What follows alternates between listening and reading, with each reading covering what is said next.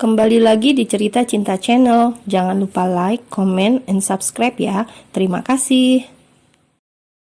Apa maksudmu dengan pria yang ingkar janji? Tanya George, matanya menatap Gabby dengan rasa penasarannya.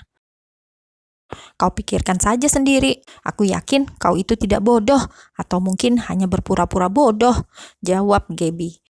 Ia tak mau mengatakan yang sebenarnya. Biarkan George memikirkan dan mencari tahu sendiri. Tolong, jangan mengusik hidupku lagi. Aku ingin hidupku tenang mulai sekarang, tegasnya. Gabby pun mengayunkan kakinya menjauhi George, membiarkan pria itu menerka-nerka dengan apa yang dikatakan olehnya. George akhirnya ikut berjalan di belakang Gabby. Ia hanya bisa diam, tak mengajak bicara Gabby lagi. Ia masih terus berpikir dengan otaknya. Matanya tertuju pada punggung Gabby yang mengusik pikiran kotornya. Kalian dari mana? Tanya Diora ketika Gabby dan George sudah ikut bergabung bersamanya. Ia sedari tadi ingin mencari keberadaan sahabatnya yang terpisah dengannya, namun dicegah oleh suaminya. Sana, Gabby menjawab dengan malas.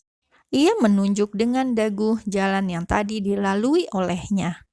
Oh, Diora mengangguk mengerti. Kita berfoto yuk sebagai kenang-kenangan pernah ke sini dan memakai pakaian adat dari pulau ini, ajaknya pada Gabby. Gabby mengangguk. Gunakan ponselmu dan minta tolong saja pada suamimu, pintanya. Ia sudah tak mau meminta pertolongan pada George untuk memotret. Karena belajar dari pengalaman yang lalu, tak akan memuaskan hasilnya jika George yang mengambil gambar. Oke, Diora mengangguk setuju. Tolong kau fotokan aku dengan Gabby. Ia memberikan ponsel kepada Davis. Tangannya mengambil benda pipih dari tangan istrinya. Dasar wanita, kerjaannya hanya foto terus dari tadi. Gerutu Davis sangat pelan hingga Diora ataupun Gabby yang berada di dekatnya tak mendengarnya. Davis pun menjauh dari sepasang sahabat wanita itu dan mendekati George yang matanya tak pernah lepas dari Gabby. Gabby dan Diora sudah siap untuk berpose layaknya perempuan yang anggun. Siap ya? Tanya Davis dan dijawab anggukan oleh Diora. Davis pun mulai memberikan arahan dan membidik kamera pada objeknya. Terlihat sangat cantik keduanya dan juga anggun. George, entah mengapa pria itu tak ingin melewatkan kesempatan untuk ikut mengambil foto Gabby. Ia mengeluarkan ponselnya dan berpura-pura mengangkat telepon. Kali ini ia sudah mematikan lampu flash dan menggunakan mode diam. Ia bergaya seolah tengah berbicara dengan seseorang di sambungan telepon. Namun kenyataannya ia mengaktifkan kamera yang sudah ia perhitungkan akan tepat membidik objek yang ingin ia potret. George menyudahi akting teleponnya untuk melihat hasil fotonya. Ia menyunggingkan senyumnya. Kau memang handal, George, pujinya untuk diri sendiri, membanggakan salah satu keahlian paparazinya. Hasil foto yang ia dapatkan benar-benar bagus. 10 menit dihabiskan untuk berfoto Gabby dan Diora. Davis pun mendekati mereka untuk memberikan ponsel. Diora dan Gabby langsung melihat hasil bidikan Davis yang memang tak mengecewakan. Bagaimana jika kita berfoto berempat? Saran Diora. Aku dan Gabby kan bersahabat, suamiku dan asistennya juga bersahabat, jadi tak ada salahnya jika kita mengabadikan momen liburan dua pasangan sahabat ini, imbuhnya. Davis mengangguk setuju. Tapi setelah itu kita berfoto berdua. Ia mengajukan syarat pada istrinya. Oke, kau bagaimana, Gap? Tak perlu, aku cukup berfoto denganmu saja. Kalian berdua saja yang berpose. Aku akan memotret kalian, tolak Gabby. Ia menengadahkan tangannya untuk meminta ponsel Diora. Ayolah, aku hanya ingin mengabadikan momen bersama kita saja. Rengek Diora menggenggam tangan Gaby untuk memohon. Gaby menghela nafasnya, matanya melirik sekilas George yang terlihat biasa saja, tak begitu antusias untuk berfoto.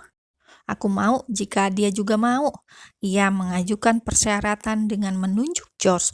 Ia berpikir pria seperti George tak akan mau dengan hal seperti itu. Semua mata tertuju pada George menunggu jawaban dari pria itu, namun yang ditunggu seolah merasa tak terusik dengan tatapan ketiga orang yang berada 5 meter di depannya.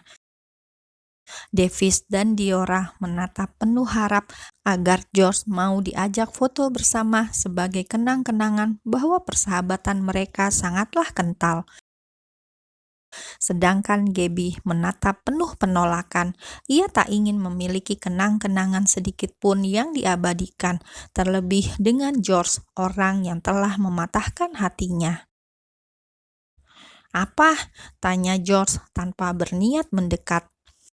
"Kau mau tidak foto berempat?" Diora mengulangi pertanyaannya. "No," tolak George singkat, padat, dan tanpa mau dibantah. Seperti dugaan Gaby, pria itu memang tak akan mau berfoto. Ia menganggukkan kepalanya pelan, pertanda good, keputusan yang bagus, seraya bibirnya mengulas senyum semirik. Melihat ekspresi Gaby, George langsung berubah pikiran. "Oke, aku mau." Ia pun akhirnya berjalan mendekat. Ekspresi Gaby berubah menjadi masam dan sekarang berganti George yang melayangkan senyum semirik untuk Gaby, pertanda kau kalah lagi. "Shit," umpat Gaby yang menyadari dirinya tengah diejek oleh George. Namun bukan Gaby namanya jika dia tak bisa menjatuhkan harga diri seorang pria, apalagi hanya seorang George. Ia pun membalas dengan senyum penuh arti. Membuat George memudarkan senyum semiriknya dan menduga-duga rencana apa yang akan diperbuat oleh Gaby. "Oke, kita berfoto di sana." Diora antusias sekali menunjuk tengah-tengah jalan yang bisa memperlihatkan kebersihan, kerapian, dan keunikan desa adat Panglipuran. "Aku akan meminta tolong dengan orang itu untuk memotret kita." Ia menunjuk turis mancanegara yang tak jauh dari tempatnya berdiri saat ini. "Terserah kau sajalah," sahut Gaby tak bersemangat. Diora pun menghampiri orang yang dia tunjuk. Seorang wanita berkebangsaan Finlandia juga ternyata yang ia mintai pertolongan. "Dia mau," ujar Diora memberikan informasi seraya mendekat ke rombongannya. Mereka pun berjalan menuju tempat yang ingin dijadikan objek berfoto. Gaby berjalan dengan malas menuju tempat itu, sedangkan George sangat menikmati ekspresi kekalahan Gaby yang seperti saat ini. "Jangan senang dulu kau kira bisa menang dariku," bisik Gaby saat George berada di dekatnya. Kini dua pasang sahabat itu sudah siap untuk berpose. Pose awal, Gaby dan Diora berdiri, sedangkan George dan Davis jongkok di bawahnya. Lalu mereka berganti-ganti gaya, hingga kini Gaby dan Diora berdiri di tengah. Sebelah kiri Diora ada Davis, dan sebelah kanan Gaby ada George. "Oke, ready?" tanya wanita yang akan memotret dan dijawab anggukan oleh Diora. Hanya Diora saja yang sangat antusias di sana. "Waktu kekalahanmu akan tiba," bisik Gaby tepat di telinga George. Hembusan nafas Gaby langsung membuat tubuh George meremang. Lehernya begitu geli menggelitik. Gaby melayangkan senyumannya untuk George dan merapatkan dirinya pada pria di sampingnya itu. Tangannya ia lingkarkan pada pinggul George. Sengaja ia tak memberikan jarak dengan George hingga sesuatu yang kenyal dan padat menempel pada lengan kekar pria itu.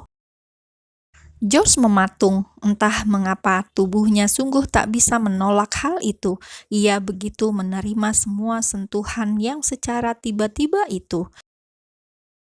Wisatawan yang melihat George cekikikan dan menahan tawanya, bahkan wanita yang hendak memotret mereka pun dibuat tertawa. "Maaf tuan, sesuatu di celanamu sepertinya sedang mengeras. Terlihat jelas di kamera ada yang menonjol." Wanita yang hendak memotret dua pasang sahabat itu akhirnya membuka suaranya setelah ia menguasai dirinya agar tak tertawa terbahak-bahak. Ia menunjuk celana George sebagai pertanda.